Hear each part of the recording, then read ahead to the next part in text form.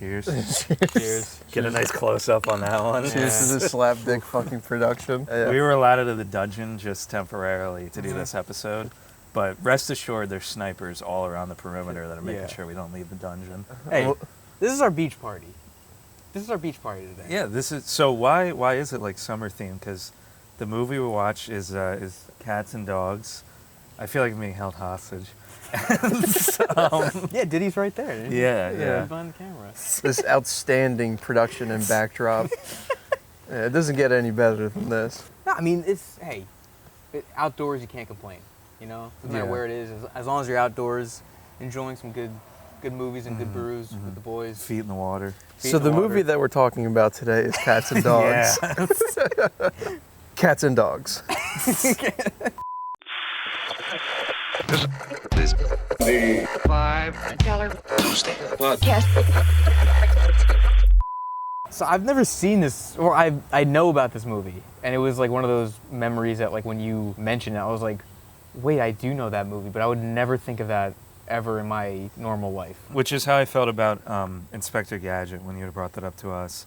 I kind of just thought about like Wendy's like kids' toys and like it kind of being like a popular movie of the time, but I don't think Cats and Dogs got like a similar treatment, and I don't really know how it ended up on my radar, but I really liked it when I was a kid, and a lot of the things, I think even though I was young, I would still be able to discern like shitty CGI from like pretty good CGI, and this movie has good CGI, and that was something that we all kind of like appreciated about it, that it does a really good mixing of like incorporating actual trained film animals, but then also incorporating like CG interwoven in the scenes, and then also having puppets and like animatronics and things like that. Yeah. It has the whole fucking kit caboodle. It has the whole Jim Henson fucking experience. Yeah. And it makes for a better movie. Whereas like similar to Inspector Gadget, because we're just doing goofy fucking kids movies now.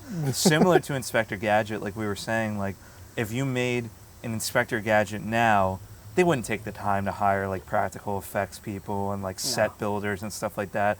It would just be all CG, all green screen, blue screen. Yeah, there's no more Jim Henson today. It's just more. No, those people aren't getting works. No, unless it's like a quality horror film, then those people get called in to do like practical effects. But like for just like a kids adventure movie, like nah. Hey guys. Peak fallen. Roger that. The cast. Right before Spider-Man came out, I want to say. Like Probably. that was like 2001 as well. Yeah. Maybe like. It might have been back to back almost. Back to what a summer for Toby. Yeah. The summer of The Toby. summer He of made his Toby. money and he just cashed out. Yeah. Yeah. And then he just like yelled at. Whenever he yells in this movie, I was either thinking of him yelling like Mary Jane and like that stuff because you just hear it, and I was also thinking about how, have you ever seen that video where like he's trying to get the people to like leave his car alone, like the paparazzi? I was thinking about that, where it's like post get out of the Spider-Man. fucking, like the famous like photo of him like that. I can't see! There are cars there, motherfucker! Get out of the way! But yeah, the cast for this movie is fucking ridiculous, which as a kid I didn't have an appreciation for.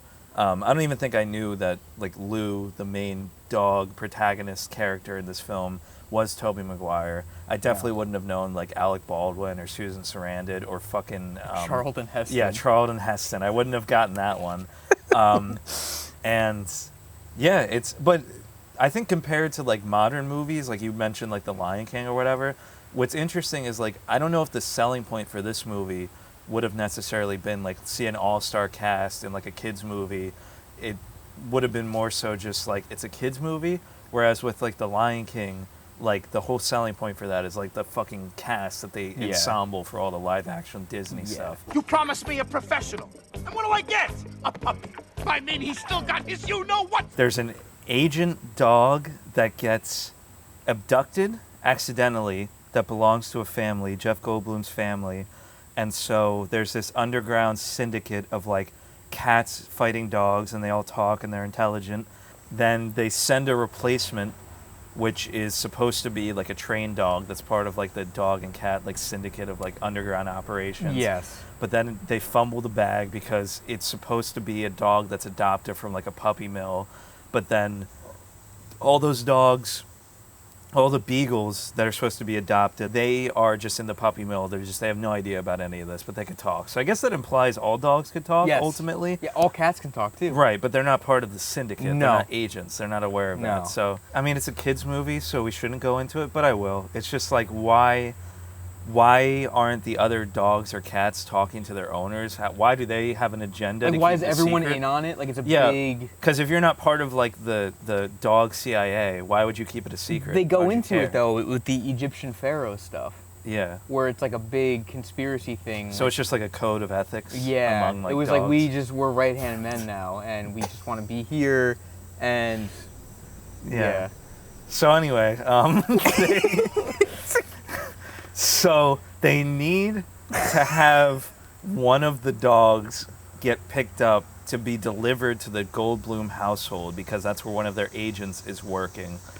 But they send in all of their own dogs into like the barn where like his wife is making an adoption of one of the dogs. And they take out all the puppy mill beagles who don't fucking know about any of this shit. And they put them underground, and then they replace them with Dobermans who are all trained and like ready to go into action, and replace the dog that got kidnapped from the family. But then instead, fucking Tobey Maguire dog, Lou, who's like the main character. Lou Dog. He is hidden from the whole thing the whole time, ends up back in the scene. The woman's like, oh, this like beagle looks a lot better than the Doberman. And then he gets taken home. And then all the dogs that are in the neighborhood that are working for this like dog syndicate realize that he's not a trained agent that they were expecting. Well, they think he is at first. He's like they think he's the guy. Yeah, He's the replacement. He's the dog. Yeah. But like, what is? I guess I'm having trouble explaining it because like, what is like the ultimate like balance? What is the equilibrium that they're trying to strike? Just like have like Israel's here, Palestine's here, like God. cats are here, dogs are here, This is like good. kind of thing. This is good. Oh I god, like no! this. It's Is that what they're going it's for? just red and blue. That's all it is. It's red and blue team. Like it's superficial. Isn't bad that what guy, Israel good guy, and bad Gaza? guy. What? Isn't that what Israel and Palestine is? Red versus blue. Yeah, it's red versus blue. Well, like It's- what would happen if the It's cats screw attacks red versus. Oh no! What is it? What is the old Rooster Teeth? Rooster Teeth Yes. red versus blue Halo? Yeah. Yeah. That's what's going on in the world right now. What is like the balance they're trying to strike though? I don't understand like why it matters so much. What don't- are they going for? Well, okay, so my guess here, and it all stems from being that Alec Baldwin is perfect in his position, in his role in this movie. They're going for cliches. They're going for very spy espionage cliche. Like they don't care what, like, why there's cats and dogs. They're just opposite ends of that spectrum of animals. Like you think that as a viewer, it's like, oh, they're obviously like mortal enemies, and they kind of go into that with like the history of the Egyptians. The dogs, being man's best friend, grows up. And put them down. Gone to a tangent while they were giving us lore, Yeah. a lore drop in the movie. So that like an hour later we could sit here and drunkenly try and explain something that was explained Yeah. that we just missed, but Like- we're gonna pretend like they didn't even explain. Well, like it. every political discussion happens in America anymore. Yeah. This It's is like, in one ear out the other. I'm just brother. drunkenly like listening, and I'm like, what? Yeah, say, well, I don't fucking care. I don't fucking what. Like, You know what, it's Sean? just stupid. Just fucking hit start. We'll figure it out. Yeah. Like I know I didn't put any effort into listening, but like, what the fuck, dude? This shit's stupid. It's just so fucking stupid. Yeah, well, maybe So we that- should start doing analysis on like Tucker Carlson shows or something. Yeah. Yeah, maybe we won't do movies anymore. Maybe we Like, should I just don't know. transition to political talks. Yeah. So That would- Israel and Gaza. Yeah. Israel and Gaza. So anyway, they put Lou into the house with Jeff Goldblum and company, and the other dogs that are living in the community, they quickly realize that he's not like a trained agent the way they were expecting, right? And and Alec Baldwin's like, this guy stinks. yeah, this guy sucks. Like, what the fuck are you doing, dude? But he's like in his like very cliche, like, oh my god, I can't believe you. Yeah, he's very like what you were describing, like he's like perfect. He's like for a the role that he's cliche. playing. Like he like plays into the cliche of like the grizzled like annoyed superior. And then you got cocky. You think this is a game? You think this is fun? This isn't about code names, little boys, or making friends. It's about guarding that lab. Like he's like, come on, cadet. You Yeah. know, like that Well, kind he's of got thing. the voice for it. It's like It's that gravelly. like rough, gravelly voice. He's so good in this. He's not good on set, but he's good in this. no. Well, I mean, I'll go with a gun in his hand. He's like, Wasn't there another stuntman that like died filming like a James Bond movie? there's or a lot of something? stuntmen that have died Yeah. recently. There was one like kind of famous one, like the James Bond something or other. It's so bad too. It's so sad and bad because like these guys like get zero credit for like all of the crazy shit that you see on camera. Like you got Tom Cruise, which yes, I understand Tom Cruise is Tom Cruise. Like he does his stunts and shit. But like take him and like think of that every time you're watching an action movie with a real person there. Like that's also a Tom Cruise. But like he gets zero credit for it. Yeah, and You I don't. know? Are they like in like a union? Don't they have like union problems though? Yeah. Isn't it like they're not in Stunt- Screen stuntmen. Actors Guild though? No, well, yeah, they are. They are? But they're in like another like stunt. But they get like shafted ultimately. yeah. Like like unless you're like top of the top, like Yeah. you get fucked. So Alec Baldwin, Yeah. he's perfect in this role because like he's just like he plays in the cliche. He's like you said, gravelly. He's got this gravelly like rough voice, and he just like knows. He knows the cliche enough where he plays into it so well and so smoothly. Mm-hmm. Like it's not over the top at all. Mm-hmm. It's very even keeled. Like he's just playing the part, and it's perfect. Yeah, I mean, I think everybody, like I said, I mean, they could have very easily just had like cartoon voice actors or video game voice actors, but for the actual real actors, like film and theater actors that they got, like I don't know if they do any other like voice work for animated films or anything like that, but they all did like a great job. Like I feel like they're actually trying. I mean, like, you know, like I guess Tobey Maguire is just kind of Tobey. It is like the Spider-Man games, the way he does that. But it's not just like it's If not the like viewers don't know, if the viewers don't know, Tobey Maguire is an actor and not a voice actor, but he's also done the Spider-Man game voices. So like Explain to the people at home who Eisenhower. the folks at home. Yeah. I'll bring the shots here as soon as I get them. Wow. Beautiful. This will be a great shot. No, he just like he doesn't do like I think maybe the same performance that because like voice acting is different from like traditional acting for sure. 100%. And a lot of people take that for granted, especially in like modern video games where they like won't pay people to do that, and you get like some shit like production assistant intern who just do like canned lines. But I'll say everybody in this movie actually really tries, which is interesting because I thought maybe I was thinking of like a food fight or whatever with like Charlie Sheen, like that shitty movie where like he's just like reading off like a fucking like script. I'm not the one who's gonna be puppy whipped. You cold farted itch. It's a modern marvel of filmmaking. Yeah. Like a tiny Wiseau level. It's like the animated. which is what this is. It's like this. It's like Yeah. this pool that we have here that It's what we this podcast that we is. thought we were Yeah. gonna have a pillar of ice and beer, and now it's just a sad, The ice- sad melted pool of 5 beers. Yeah. The ice melted before you even hit record, Yeah. and yeah. Pretty sure the whole point of the movie is Jeff Goldblum's. Jeff Goldblum's trying to make like this fucking medicine that like cures allergies for dogs because he's allergic to dogs. You don't realize that at first. No. You Until he's like picking up Lou from the ground. And he's like pressing his like face up against his ass, Yeah. like giving him a couple sniffs. I'm like, He does do that. I he mean, does you're do not that, and then he like exaggerating. keeps It's kinda injecting weird. himself like a heroin addict Yeah. with like this fucking medicine. He's got like this underground lab underneath his house, and he leaves the door accidentally open, and his fucking dumbass kid and dog are playing with one another. The ball goes down to the basement, and like it just ruins the entire lab. Is that what he's- happens? Yeah, we were talking over that the whole time. Guys, Wilson just so was you paying know, attention. we just watched this movie maybe an hour and a half ago, also drinking as well. Yeah. You were But- paying attention. We were talking about who knows. I was trying to pay attention Yeah. because like I'm trying to find some semblance of a conversation to talk about cats and fucking Yeah. dogs. Order. I must have order. Delegates, please, no frisbee. The lab gets destroyed, and then all like these chemicals mix one another. It's kind of like almost like an accident for Powerpuff Girls, where like an accident happens and he accidentally creates It's Powerpuff Like Like Honey, I Girls. Shrunk the chemical Kids. Yeah. Honey, But I in Shrunk this the case, Kids, he like- created an allergy or a medicine for allergies to dogs. Yeah. And And then basically the cats, who are like the evildoers, there's one in particular named Mr. Tinkles. I will creep into the dog's center of power and make them quake in fear at the very mention of my name! So there's like villain cats led by Mr. Tinkles. And, Who's played by the guy from like Will and Grace. I mean, like, he's in a lot of stuff now, but that's what I know him as a Will and Grace guy. I don't even know his name. I just know Sean Will. Hayes. Sean Hayes. He's a great actor, and like he's good in this role.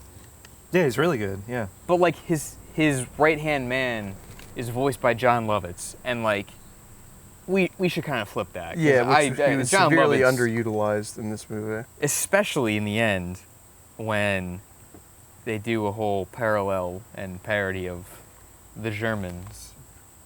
And John Lovitz would be perfect in the pseudo-parody Hitler role. Because he's Jewish. Well, because he's done it before in Rat Race.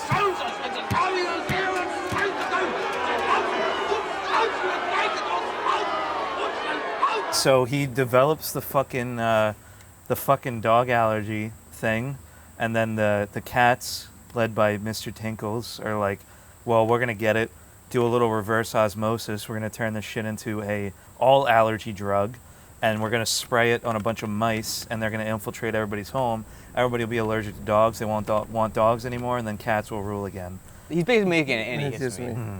which is like... Which just exists now. It- one of you said like that. You said that. They have That just allergy shots, exists, but they yeah. also had antihistamines in 2001. The main cat, that's like the head of all of them, he this sounds like such a drunken rambling dude. The main cat, who's like the head of all of them, this is like, you know that meme with the guy in the Astro shirt who's like talking to the girl and, Yeah, he's, and she's, yelling like, in her ear? disinterested, Yeah, that's like- what this is. So the main cat is Mr. Tinkles, and he is trying to like weaponize it or whatever, and then the dogs catch onto his plan, and he's basically using a factory that he had retrofitted from his rich and wealthy owner, Who's a like vegetable. comatose. He's like a Yeah. vegetable, like 90-something-year-old guy. Which, funny enough, the only credit I'm pretty sure that guy has is being a vegetable. And cats and dogs. Yeah. Like when you go on the X-ray on Amazon Prime, it's just his picture Yeah. that's in the scene of In the him film. as a vegetable. Jeff Goldblum made out like a fucking bandit in this movie. All the people Perkins. make out like bandits in this movie. Yeah. Because This is a robbery of a movie. it really is. Basically. It's a money laundering scheme. It's a Yeah, front at the end yeah. of the day. It's a mafia. You got Susan Sarandon. She has 3 scenes as a voice actor. Yeah. She has 3 scenes. Yeah. Like her dog has 3 scenes. Yeah. I don't even think, is she part of the big like foiling of the plan? She's there in the middle. There And, like, one at the time in end. the weird like third act, and then at the end, and that's it. Yeah. Are there movies like this nowadays where like you have like such a star-studded cast where, you know, everyone's getting their own like a big paycheck? It's like the live action Disney stuff. Like Yeah, like the Lion King Yeah. and stuff. Because they know the movie's going to be shit, and you should just watch. First of all, fucking James Earl Jones is in the original Lion King. I mean, like, Yeah. like fuck out of here. How are you going to do better than that? Mm-hmm. Second of all, like, they know the remakes of the Disney animated. He came back for didn't For the he? Disney For one? the first Was he first alive? Lion King. Yeah, Really? he died. He wasn't back for the second one, I think. They probably AI voiced him. I'm sure. They yeah, probably like just the Darth like, Vader oh, stuff. we have his likeness. Yeah. He was like, just woke up from a nap. And they're like, just sign this, James. That's like Yeah. that's your grocery bill. It's actually the rights to everything Hey, you you just sign off are. on this statement real quick. Yeah. Yeah. But yeah, with the new live action stuff, that they'll make like a star-studded cast with all these people you know, because they know the movie in of itself is going to be shit, and it's like watch the original. Isn't it crazy that like Cats and Dogs now is like the most recent movie that I could think of that I've watched that tried to use animals was like that live action Tom and Jerry movie, but they used like really shitty. That exists? Yeah, there was Wait. a live action Tom and Jerry movie When? that was made. You mean Garfield? No, it was Tom and Jerry. There was a live action Tom and Jerry movie that was When? made. It was probably mid 2010s or something like that. I didn't know that. No, they were animated. They were animated, but It was like the Looney Tunes thing, where like they were cartoons in like a the Space real. Jam sort of thing. Yeah, like in the real world, But or like like- a Roger Rabbit type of thing. Yeah, but like you don't see movies like that that use like actual like trained animals No. to, you know, portray like, you know, characters in a movie, and then you'll just do like slight modifications to like their facial features as they're talking and stuff like that. Yeah. You Yeah. don't see that now. The last one I know of is that R-rated like Seth Rogen movie. Do you remember that they were all dogs? Sausage Party? No, the one after that. Like They're all dogs? Maybe 4 years ago or 3 years ago. No. Is it like... The dogs take like shrooms. They had an all-star cast of like comedians. Yeah, that's what they get you to watch it, because they know it's going to be ass. Yeah. But what I would guess, I don't know what the fuck you're talking about, but what I would guess is that in that movie, it's probably like they have an ensemble of like very intelligent dogs that are very easily trainable, like border collies or something like that you see in every movie. Yeah. And I would imagine that they didn't take the time in this film. What's actually, I'll go out on a limb and I'll say it's remarkable in this film. They do really, I don't know how they did it, and I should have watched it behind the scenes, but you know, this is a fucking joke of a podcast, but like, what's remarkable is that they do like the eyebrow animations and like the upper lip animations and the nose scrunching, things that like a normal human face would do when you're communicating. Yeah. Whereas I assume with the Seth Rogen film, it's probably like something you watch when you're stoned with your buddies, and it's just like the mouth going like this, but then the dog's rest of its face is normal. So it's almost like a commercial more than it is like a film. Yeah. But with this film, and I think I said this in the beginning, but it deserves being like restated, that like I think a reason why there isn't so much to say about it is that like when you look at like an Inspector Gadget, that movie's really silly with all its like practical effects and all its like special effects, but it is silly because he's stretching and he has all these crazy things coming out of his body or whatever. He's getting into weird situations. This movie like is honestly like as close as it would look if dogs and cats could actually talk. Like they really try to make it look like real, which is like, you would think in a way is almost undeserved of like a children's movie, because it's like the kids aren't gonna fucking know. But like, I remember as a kid, like I was saying, I remember like thinking probably why I liked it so much is that like it is very convincing, and it's like not that I thought it was real, but like that like they really tried. It's as not. It's opposed not to, distracting. No, like, it like just blends in fine with the movie. And as a kid, you're not thinking about like, oh, that's CG, that's a puppet, that's an animatronic. Yeah. You're just like, I guess maybe I probably thought it was like all CG, but like really good CG. You that probably was weren't like, even thinking about it. You're just like, I know it's Yeah. a movie. It's not probably real. just fucking like, that's drooling and like, Yeah. hey Dad, I want to go see this again. yeah. Hey, can you take me to go see this again, please? My dad took the DVD and fucking threw it Yeah. at my head. It's yeah. like no Yeah. more fucking- movies. He kicked me. No, the thing is too is that like we were talking about during the movie is that every shot is a different visual effect. Whether it's we go from like in the same action, like the same like action of a certain character, dog or cat. It's like What? Oh, sorry. Was that not kosher? Order. I must have order. the switch between like CG, real dog, animatronic or puppeteer dog, like back and forth. It's not like, oh, this is a real dog, and then we're gonna go to a whole sequence that's CG, and then back to a real dog. It's like it's like used per shot, which is so like nice, inventive. Like I see the craftsmanship in the whole production of it. They tried. Yeah. They tried. Another movie that actually uses animals pretty well too is Mouse Hunt, with Nathan Lane. You know what? That was the movie at the pediatrician's waiting room. Yes. That was the movie that was on the little CRT TV in the waiting room that you waited forever at. Because that's a good use of like animals like kind of being used in that setting, where and it's an actual rat that they use in that movie. We're just going to talk about Mouse Hunt now. All right. Yeah. That's an actual rat that they use in that movie. They're like constantly having him put through like different like obstacles and like trying to like follow like around like this rat and stuff like that. That's a good use of like animals. Well, they use the- actual mice Yeah. for that. And this Cats and Dogs movie, they don't. They use CG mice or rats, whatever. Mice, right? Yeah, But I mean, there's like hundreds of them. Yeah, there's that like would've been thousands way of them. too hard to which do. is probably my favorite scene of the movie. Yeah, it's so ridiculous. Yeah. Yeah, you got to It's- elaborate on the Nazi Germany point that you made So like, earlier, because that's going to be lost. when we were talking about Hitler before, Mr. Tinkles is not Hitler throughout the entire movie until the third act when he goes full Third Reich. He goes, he has the banner, the red banner of him with like the fucking hammer or whatever it is, the communist hammer with Yeah. the Hammer and crescent. sickle. Yeah, the sickle, and he's just giving a speech to all these rats, who are like looking at a pamphlet of his plan, And he's like, now turn to page 2. Which is such a great like visual gag. It's like a PowerPoint presentation almost, like an office presentation. So if you open your world domination pamphlets to page 3, I will show you. He has these mice trying to spread this virus, like the Black Plague, all over America so that everyone is allergic to dogs. And I thought that was inventive. That's all I'm gonna say. Yeah, I mean, just use adjectives and then you sound smart, right? Yeah. Yeah. It's groundbreaking. It's groundbreaking. It's inventive. It breaks new ground. Mr. Tinkles becomes Hitler, and it's honestly fucking amazing how they do it. Because you have all the rats. Like, it kind of makes nowadays that would be unkosher.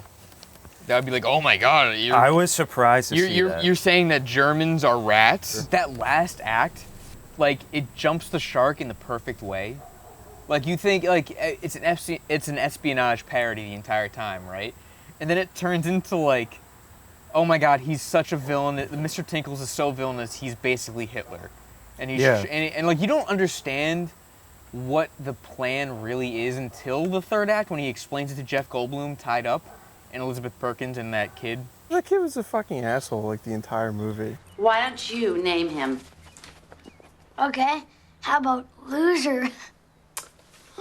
It's a dog, Mom. Well, he was barely in it. So, like, the one gripe, the one gripe I have with cats and dogs, they put a kid in there and they try to have, you know, Tobey Maguire's Lou character, he makes a sacrifice at the end to save his family, defeat the cats, and you think he's dead coming out. Alec Baldwin pulls him out and he's like limp and everything. And the kid, he's like, oh my god, you're my best friend.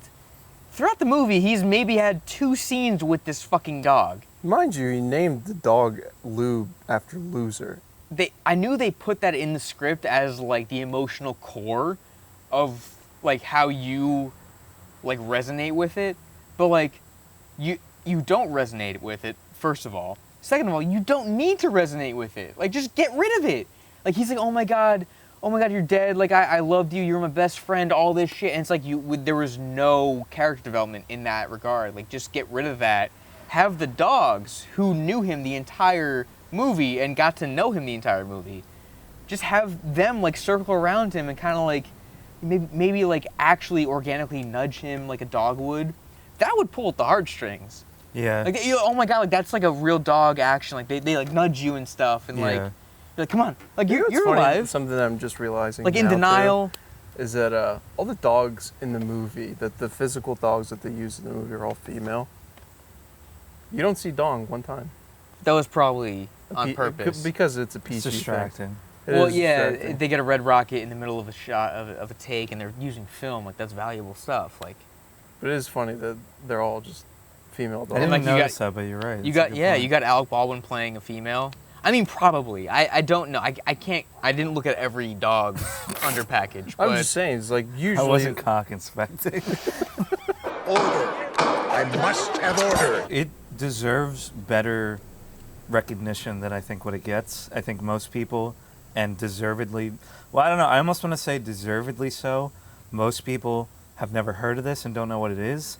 But then after rewatching it, I thought it was just like a movie that I liked when I was a kid, but I haven't seen it in so long, and having just rewatched it now, I really think it deserves more recognition than it gets. I think like it's not like a phenomenal film, but like it's I would think if you are a like film animal trainer or something like that, I'm not really sure what they're called, you would probably look at this. I bet if you ask those people, they would say this is in their top 5. It's got to be. Because like there's such a fucking menagerie of different species of like dogs and cats, and it does a great interweaving of like fake shit and then also the real ones, and like I can only imagine how long it took them to shoot it in the first place. Like that definitely should be the gold standard as far as like animal training. Yeah, like if I was somebody that was interested in putting animals to film or making a film about a collection of animals, like I would watch this as reference material. Like I bet if you like looked it up, which I probably should have, but I'm unprofessional, that like there's probably a lot of people in that community who are like, this is like a fucking primo example of that. I'm gonna look you it know? up and just put a bunch of like, this movie sucks ass in terms of like that was the it. animal trainer elitists who Yeah, are like, I'm it's gonna go to actually bad. The message board. This actually goes everything against what PETA stands for. It's like these animals were harmed. At in the making least of this one movie. animal had to get hurt. Like, there's such a volume of them that statistically one of them had to get hurt. Well, like There wasn't a disclaimer that said no animals got hurt. There wasn't one. Was it like Roar? That movie Roar? No. That movie Roar? The people got hurt. The in that people got one. hurt, but also like that was animal cruelty too. Yeah.